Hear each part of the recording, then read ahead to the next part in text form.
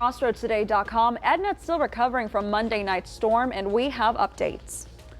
Congressman Michael Cloud, one of 4 Texas representatives to vote against keeping the government funded. And officials in Texas and New York are calling each other out for how the migrant surge is being handled. It's a Friday afternoon. A lot of people going out to football. We did have some showers that rolled through the area, but we'll talk about football tonight and the shower activity increasing over the next week and also the cooler weather next week. All that coming up. And the Victoria West Warriors football team is 2-0 in district. We have highlights in sports. You're watching 25 News now at 6. Good evening and thanks for joining us. I'm Don Brubaker. And I'm Karina Garcia. Victoria County Sheriff's deputies arrested 40-year-old Danny Ray Hendrickson Jr. earlier this week on a violation of probation. He is facing an aggravated assault with a deadly weapon charge. Hendrickson is in the Victoria County Jail in lieu of a $50,000 bond. A Goliad County Sheriff's deputy made an arrest on U.S. Highway 59 north of Fannin. The driver, Marta Angelica Fuentes Minjares of Pettis, had a warrant out of B County for bond revocation for possession of a controlled substance. A search of the vehicle found she was in possession of more illegal drugs as well as the items needed to divide and sell the drugs she had. She was arrested for 3 more counts of manufacturing and delivery of a controlled substance. DeWitt County Sheriff's deputies arrested 56-year-old Keith Allen Kelly of Cleveland earlier this week. Kelly faces 13 charges. He's being held in the DeWitt County Jail in lieu of a $295,000 bond. The National Weather Service confirmed an EF0 tornado touched down at Treasure Garden RV Park in Jackson County Monday. An EF0 tornado has winds up to 85 miles an hour. The Jackson County Herald Tribune reports the RV park, located near State Highway 111, had 3 RVs that were flipped over. The National Weather Service said the RV park was the only area of Edna that was hit by the tornado. The rest of the damage in town caused by straight line winds of up to 75 miles an hour. The Jackson County Voluntary Organizations Active in Disaster Group hosting a Community Assistance Day for Edna residents affected by the storm from Monday to help take their tree limb debris to the curbside. The event starts tomorrow morning at 7:30 at the Jackson County Courthouse back parking lot. That's 115 West Main Street in Edna. Edna residents that are senior citizens or with medical conditions get first priority. More information on our website, CrossroadsToday.com. The Port of Victoria gets a grant of over $20 million from the TxDOT Maritime Infrastructure Program. The grant will fund the first phase of a rail infrastructure project at the Texas Logistics Center. Phase 1 will start in the first quarter of next year and take 12 months to complete. It will involve adding over 42,000 feet of track. In total, the port will receive almost $28 million in grants. This funding also helps the Calhoun Port Authority. The Victoria ISD picked for a grant under the Magnet Schools Assistance Program. The grant totals $3.1 million. The Choice STEM Pathway Project, fully funded by this grant, will create a K-12 STEM magnet pathway to graduation for students in Victoria ISD. It will blend P-TECH early college high school curriculum with opportunities for students to engage in job training programs while also earning post-secondary certifications and college credit. And now let's pause on the news and go to the forecast with Chief Meteorologist Mac Bettis. Thank you very much. Good evening, everyone. First of all, it's Football Friday night. Our game of the week is the East Bernard Brahmas against the Tidehaven Tigers. It's at Tiger Stadium. It's 86 degrees forecast at game time. There are some thunderstorms that rolled around the area, but they are decreasing.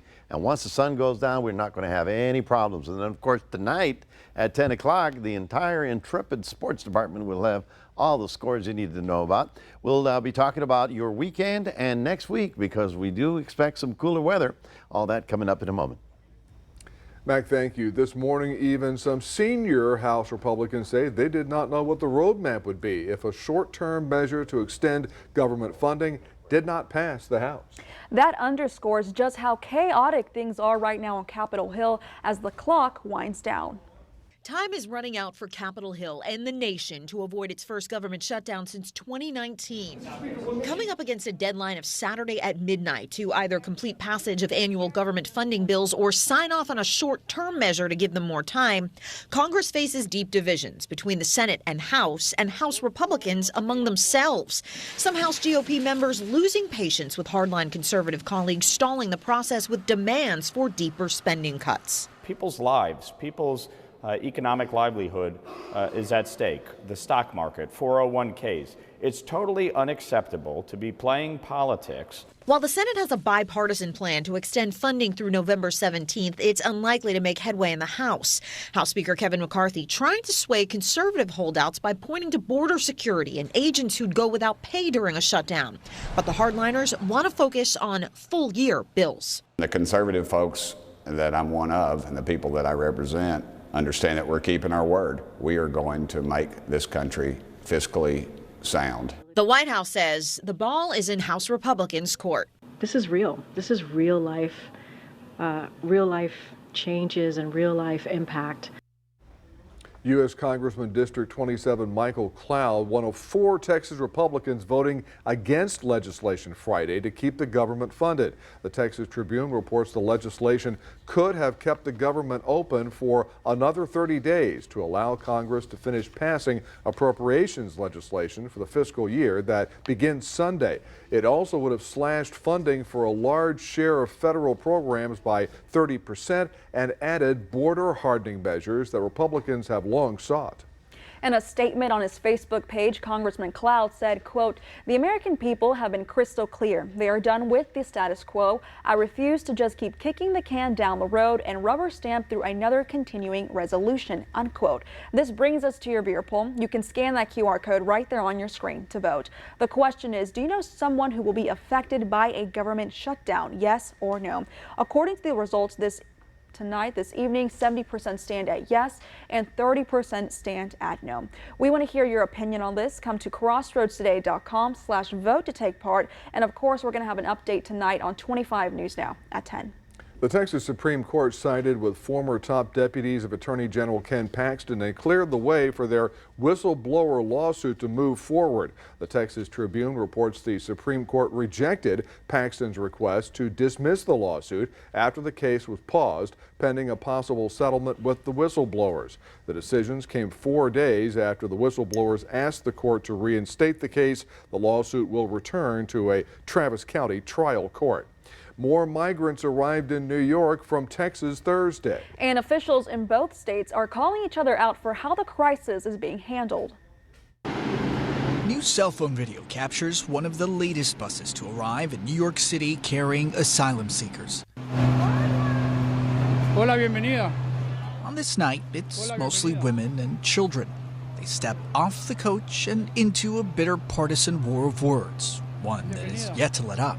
Quite literally, we have a national crisis. Texas Governor Greg Abbott brought his hardline immigration message to New York as the city struggles to house nearly 60,000 asylum seekers. During the rare visit, the Republican took jabs at Democratic leaders from the White House to New York City Hall. We've sent about 10% of the migrants that you have here. As the governor spoke, migrants waited anxiously just a block away at the city's packed intake center, wondering what comes next in their exhausting journey. This is something that's unsustainable. I think those are the words of your mayor. Those are the words of the mayor of Chicago and LA. Those are the words of the governor of Texas. What's going on is unsustainable. Governor Abbott has been the target of criticism from the administration of Mayor Eric Adams. I hope that when he's here, he can get a glimpse of what it really looks like to deal with a humanitarian crisis in a humane way. And Abbott's New York counterpart, Governor Kathy Hochul, for chartering buses and offering willing asylum seekers rides to interior cities. Per Abbott, over 15,000 migrants have been shuttled to New York City alone from Texas. We had Republican Governor Greg Abbott here in New York trying to tell us how to manage the crisis. I said, go back to Texas, talk to your 25 Republican members of Congress, and tell them to get back to work and help us out here. Future waves of migrants are sure to follow the governor's trip, citing a so-called breaking point situation with border shelters overwhelmed, the city of El Paso accepting charter bus help from Texas to offer migrants rides to locations of their choice. Denver, Chicago, and New York remain top of the list. For the past several days, large groups of migrants, mostly from Venezuela, have been crossing the river from the Mexican border city of Piedras Negras into Eagle Pass, Texas. Video shows migrants crossing, sometimes dozens at a time with small children, navigating strong currents to then make their way through the sharp wire put up by the Texas National Guard. Once on U.S. soil, they waited to turn themselves into U.S. border officials for processing. Remember to subscribe to our YouTube channel, Crossroads Today. Hit the like button and click the notification bell so you can see Crossroads Today on YouTube. And stay with us. Coming up on 25 News now at 6. The auto workers strike continues with no deal in sight. Also ahead, the Supreme Court deciding whether the government can moderate online content.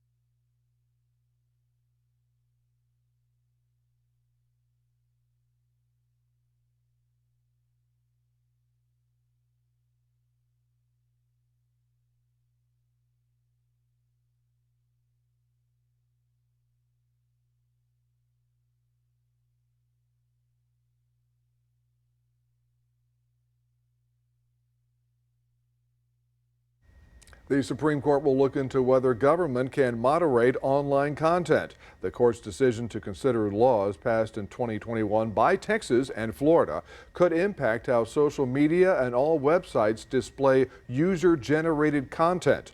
A ruling also opens the door to more state legislation requiring social media platforms such as Facebook and YouTube treat content in specific ways. It could also make it harder for platforms to remove what they consider to be offensive material.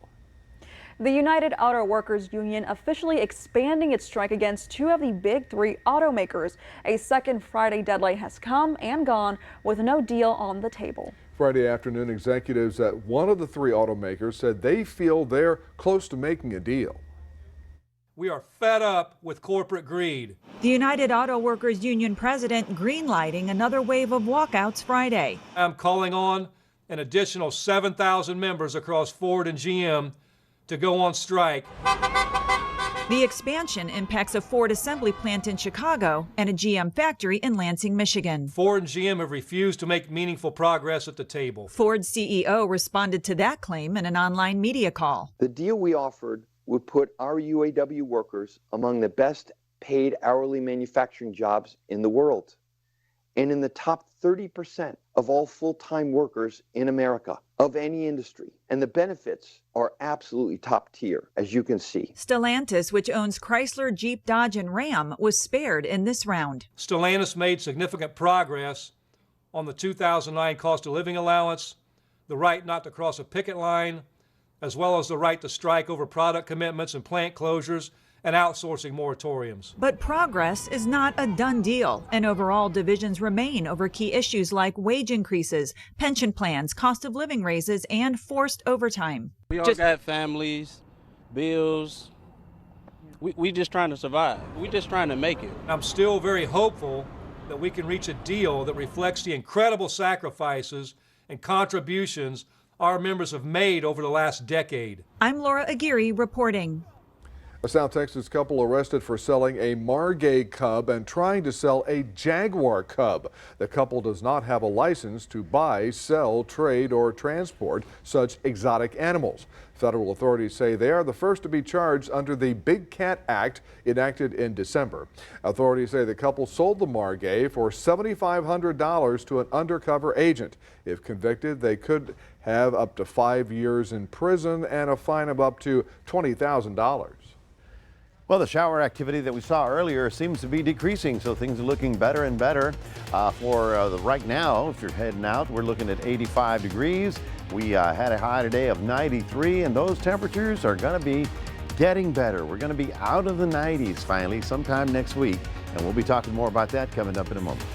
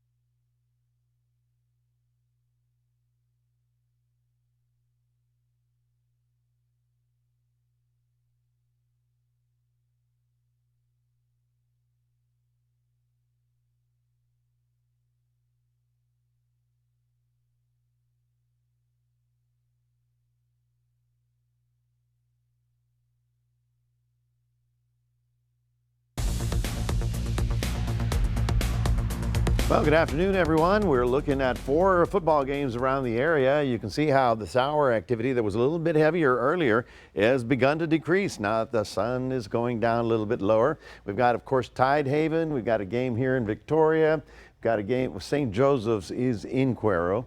And then we've got a game up in Shiner as well. So all things are cooperating for everybody to have a great evening out there supporting the teams. Our observed highs today were about 93 and of course 93 also in Port Lavaca. Forecast highs for tomorrow about 92. Oh, a degree cooler. How about that? Well, actually, it's going to get even better next week when I show you the extended outlook. I don't know if you've heard about it, but there's a huge story going on in New York City. They got the remnants, what used to be a tropical storm that got wound up in a low. They got 15 inches of rain today, and they have massive flooding occurring. They have water in the subways, as you can see here, and people are on the subways trying to get home for afternoon drive. They had about a foot of water at LaGuardia Airport. So the entire city of New York is at a standstill as flooding waters have basically covered all of the boroughs and much of the outlying areas. It's a pretty amazing story. This is going to be a big story tonight and tomorrow on the network news because New York is really just being hammered by that rainfall. And yeah, climate change. You want to talk about it? anytime, whenever you're ready. All right, what's happening for us? Well, there's a change in the pattern. The high pressure that was over us in the southwest has finally moved up here. So New York is getting clearing. The stormy weather will get pushed out. But then on the west coast, here it is. It's like the cavalry coming in. First big Pacific storm with snow for the Rockies. Will be rolling across the Rockies. By the time we get to Monday, it'll start moving into West Texas. By the time we get to Tuesday, we will see it. By Wednesday, they'll be dancing in the streets in Amarillo because of the cooling weather. It should be through our area on Thursday morning. By Thursday afternoon, we should get a nice northeast wind, and that will not only trigger the shower activity, but also give us a bit of a cooling trend. If you have a chance to go do a little fishing tomorrow morning, 7:20 is your sunrise. We're looking at a 79 tomorrow morning in Port Lavaca, but getting up to 90 in the afternoon. We will see about a 30% chance of afternoon showers, kind of like today. In Cuero, we're looking for a high of 93. We will see some afternoon showers, but here's the long-term forecast. Okay, you ready? This is good. All right, so scattered showers for the weekend. Monday, we'll see even more shower activity rolling in. And then we'll know Wednesday night exactly what time the frontal system will come through on Thursday, and then give us not only a pretty good chance for rain Thursday, but also start finally knocking our temperatures down. I can't wait, folks. This is going to be great. I was a little boy last time it was less than 90 degrees around here. That's your 7-day forecast, folks. Just reminding everybody we do have a QR code. We'd love for you to scan that and put Crossroads Today on your phone. Welcome back, Karina. Thank you, Mac. And now let's go to Sports Director Gino Perez, who has Crossroads Football Live tonight. Of course, and the Tidehaven Tigers defense has a new nickname. We hear what it is after the break.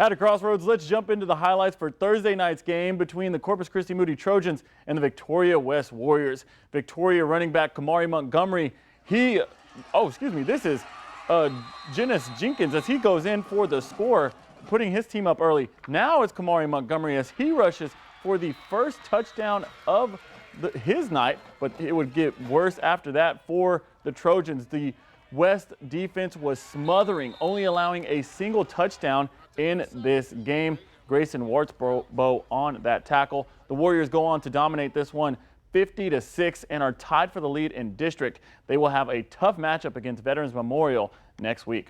Now, the Victoria East Titans are hoping to go 2-0 in district like their counterparts to the west. The Titans are facing off against the unbeaten Miller Buccaneers at Memorial Stadium tonight.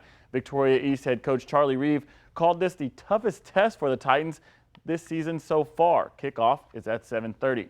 And speaking of East, sports reporter Zach Brown is at Memorial Stadium for now, but he will be at the game of the week, which features the Tidehaven Tigers. The Tigers offense has been dominant, but even more so on defense.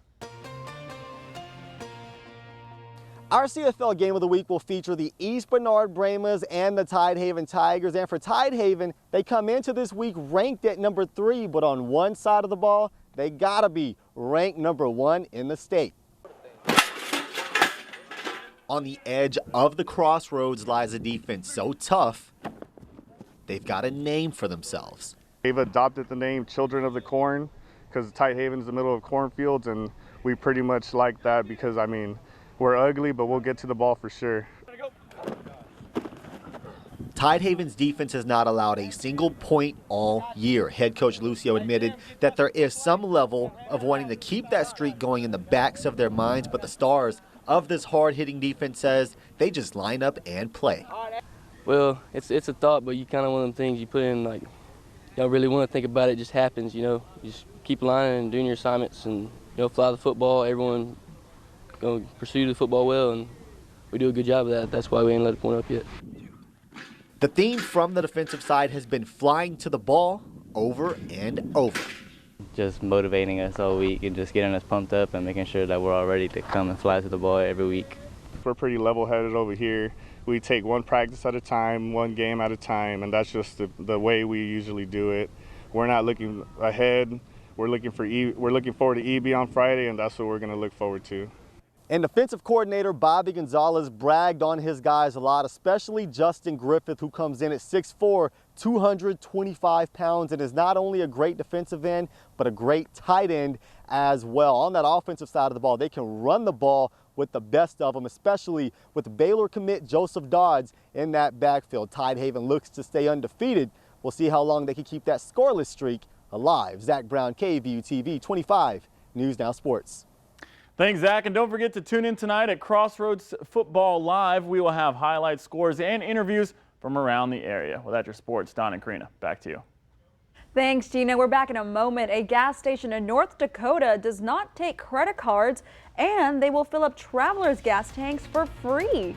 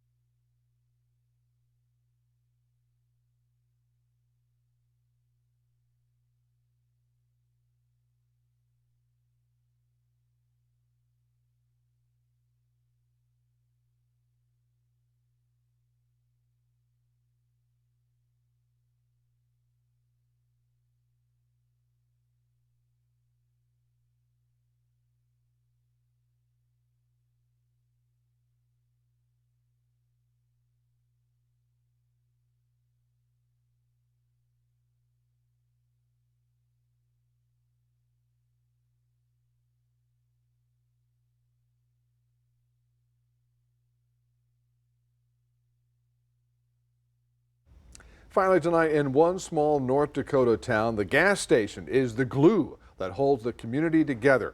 Olson's Service has been in the family since 1996. The station runs on the honor system. They don't accept credit cards. They're known to help travelers top off their tanks for free. Every Friday, they fire up the grill to feed the community. Everyone who comes brings something to share, either a homemade pie or fresh garden produce. This is real life, folks. This is not an early 1960s sitcom in black and white. This, as you can see, is real, it's live, and it's in color. In North Dakota, the name of the town, Sentinel Butte. Wow. Wishing we lived in North Dakota That's right now. That's the couple that started it back in 1996. And so, yeah, there's the ideal place. Olson's Service. Mayberry RFD in real life. You remember that? Yes, and maybe if you speed too fast, you may have to watch out for Deputy Fife. Okay, just want to say, just want to let you know. That's right. But he's not armed. That's now, what about the football Friday forecast? Yeah. Well, things are looking good. Skies are beginning to clear up. And I think everybody is good to go. 86 degrees right about now, which is your game time. And we want everybody to have a great time. Of course, our game of the week here is in Tidehaven. What do they call them? The Tidehaven Tigers and El Maton. The Tidehaven Tigers. Yeah. So they wish them a great game. And their defense has a name. Their defense. The Bad News Bears or something like that. Bad News Bears. Children of the Corn. That's what they call. There you go, yes. Terrific. And then your forecast for the weekend. Well, we're going to have additional showers tomorrow afternoon, but more so on Monday, Tuesday, and then Thursday, the big frontal system finally blows through here with a north wind and cooler temperatures. Can't wait. Thank you, Mac, and thanks for joining us. We hope to see you back here tonight for 25 News Now at 10.